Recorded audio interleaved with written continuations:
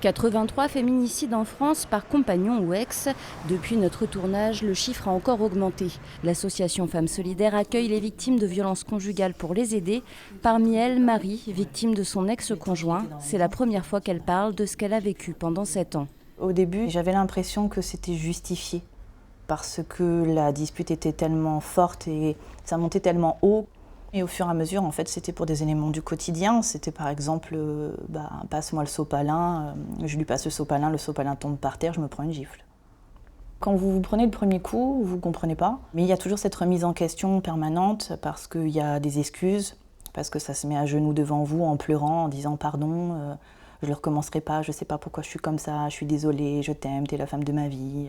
Donc forcément, vous avez aussi envie de comprendre et vous vous dites, il y a bien une raison et la raison, peut-être qu'elle vient de moi, peut-être que j'ai dit le mot de trop, j'ai peut-être été blessante. Et c'est cette culpabilité aussi qui fait qu'on se remet tellement en question qu'on se laisse enfermer dans la relation.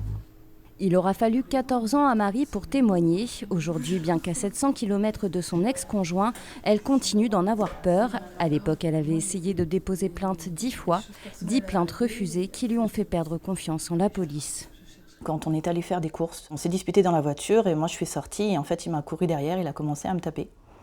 Et j'ai réussi à rentrer dans le magasin, donc là les vendeuses ont vu ce qui se passait, elles ont appelé la police.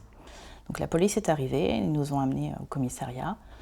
On nous a assis tous les deux l'un à côté de l'autre et c'est une femme qui nous a reçus.